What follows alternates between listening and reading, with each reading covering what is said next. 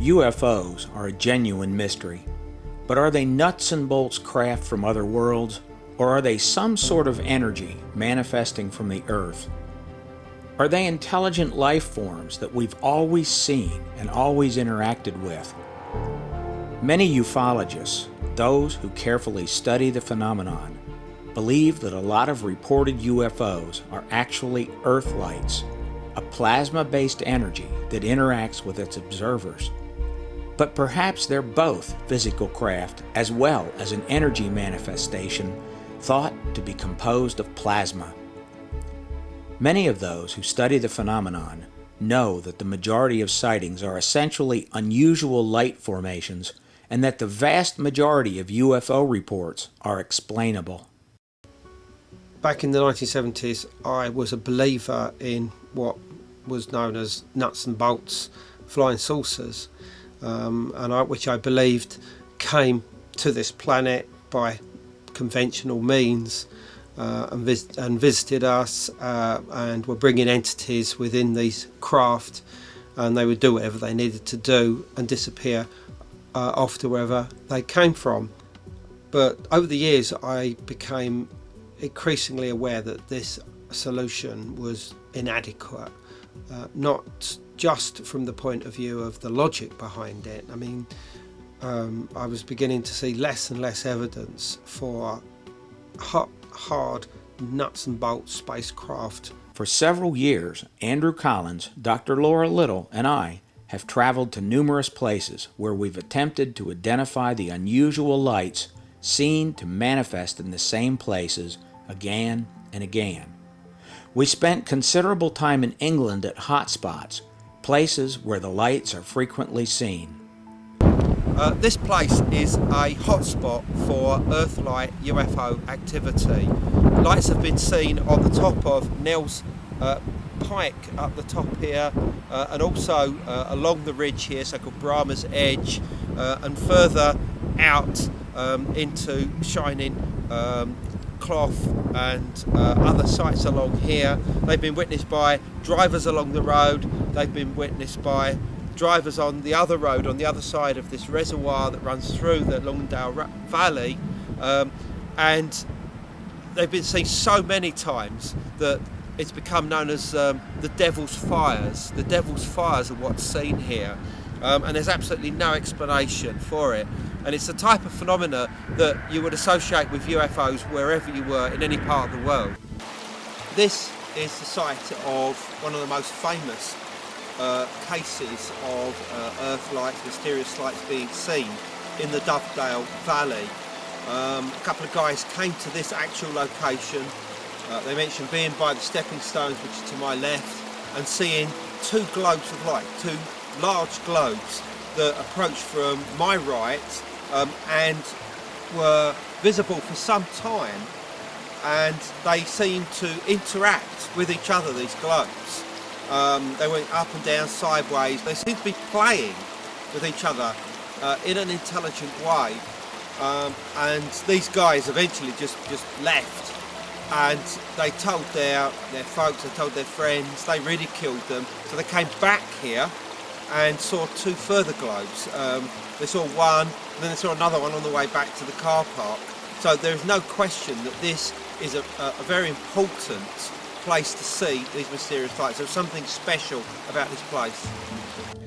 My own interest in UFOs began as a child. I just was fascinated with the idea of flying saucers, extraterrestrials. I read extensively about it as a teenager and felt I wanted to get closer, and the only way I could do that was to become a UFO investigator. I did this, interviewed dozens and then hundreds of people that had had their own experiences, everything from seeing a light in the sky to direct contact with aliens, and it became very clear to me at an early stage that 90% of all UFO sightings had a natural or man-made explanation. One of the strangest events recorded by Collins in his 2012 book, Lightquest, took place at Silbury Hill in England in 1994. In July of 1994, 3 people climbed Silbury Hill to spend the night and watch for crop circle activity from the top of the 131-foot-high mound. At 1 a.m., with the area enshrouded by dense fog, they began hearing sounds near the base of the mound, but their attention was soon grabbed by several orange fireballs approaching the hill. Dogs started barking in the distance, and the orange orbs came closer as they appeared to float in the air. They could see a structured pyramid form hanging under the orbs, but inside each of the pyramid-shaped objects was a person. When the objects got close to the mound, one of the humanoids inside the objects emerged and held the hand of the other humanoid. The event took place over several minutes, and the drawings by the witnesses are striking. Right, this is another hotspot for Earthlights. It's called the 9 Stones. It's a place called Elton, and people have seen a mysterious blue light at this site, which cannot be explained. It's also very close to somewhere called Bonsall, where strange lights and UFOs have been seen in fairly recent times. While we spent considerable time in England, our travels took us to many places in America.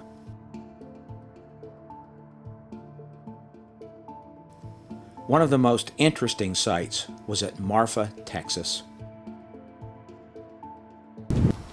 Marfa, Texas Mystery Lights, home of one of the longest-running UFO mysteries in existence.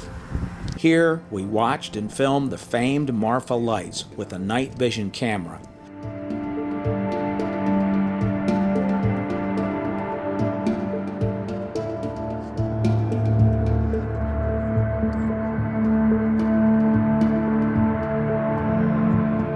But we were intrigued by a story told by another visitor at the site. It's a typical description of UFOs. We were just driving down the road and we looked up and there's this orange light. Big round orange light. And it was just kind of moving slow around the country, and then it would blink off and blink on. It would stop and hover and just go up and around, and then it would just click off and click on, and we watched it and watched it and watched it. It was just fascinating. It got like on the road right in front of us. So we sped up and was going well over 100, and then the little light just blinked off. And then it blinked on, and it just filled the car with this orangish glow.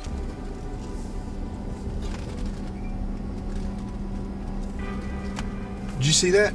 You see that? Over here. Yeah, stop. Stop. Let's get out.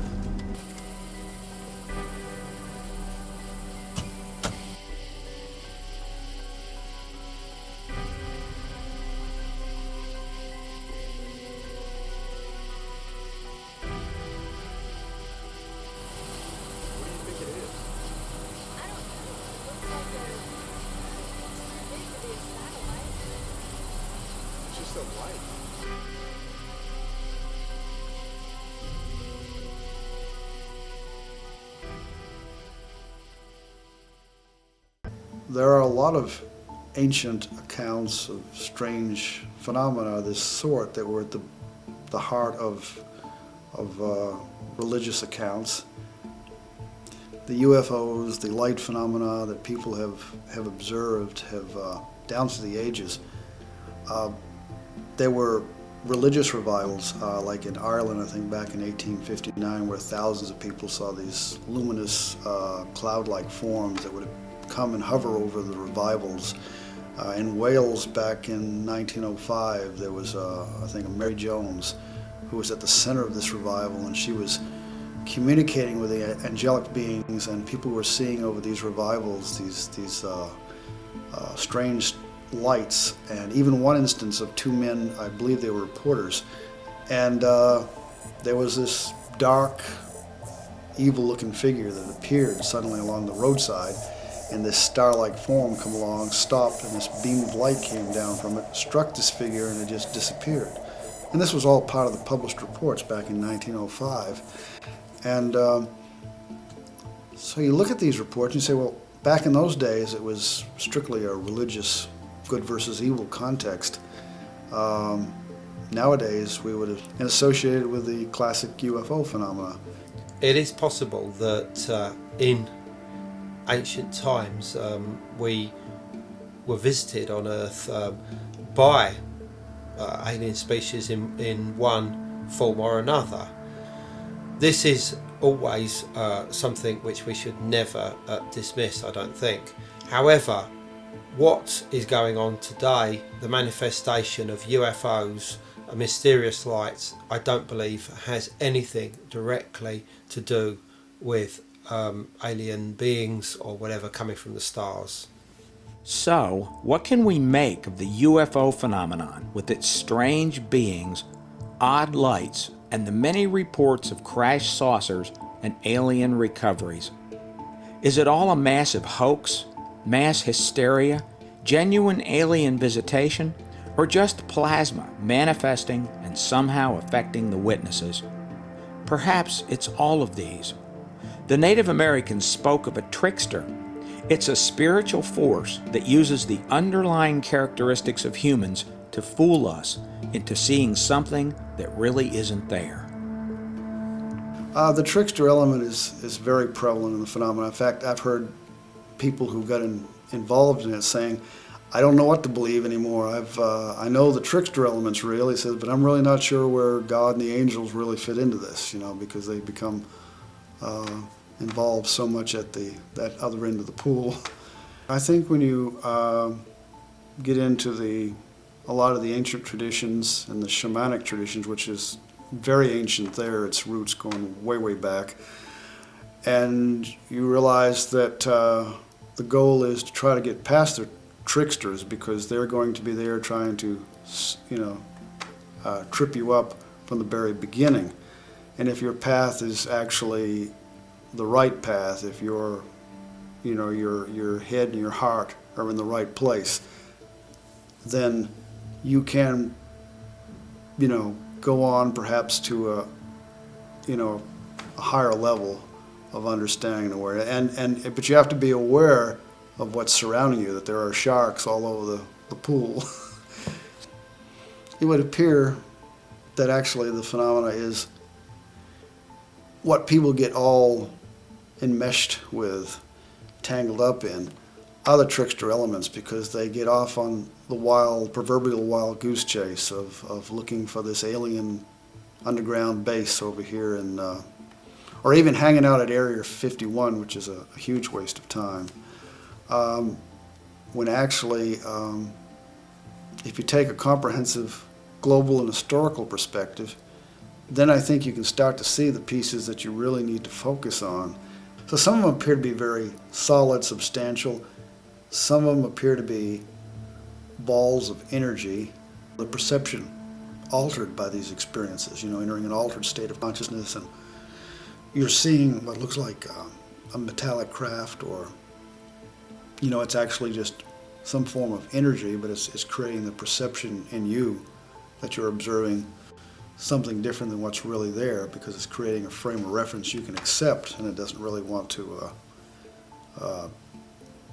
necessarily want you to just report that it was a ball of energy. One of our goals in the Lightquest project was to identify the validity of various ghost lights. The Paulding Light, also called the Dog Meadow Light, has been one of the most publicized ghost lights because it appears virtually every night. In 2010, Dr. Laura Little and I investigated the site for 5 days. It's located in the Upper Peninsula of Michigan, near Paulding and Watersmeet. The site is a local meeting place and a tourist attraction. Our first night there, we filmed the light with a night vision camera, along with a crowd of some 30 people.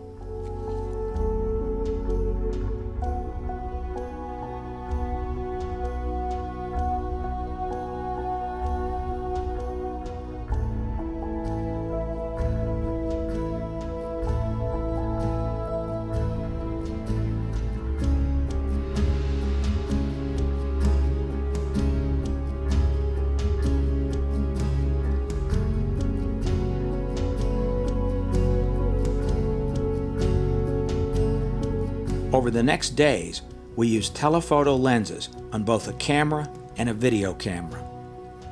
The lights always appear to the left of the power lines. They're clearly visible in almost all photos. Many people assert that Ripley's Believe It or Not filmed an episode there and offered a reward for an explanation.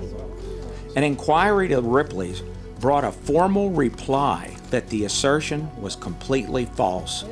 However, the show Fact or Faked came away from the site in 2010, asserting that it appeared to be a genuine paranormal manifestation.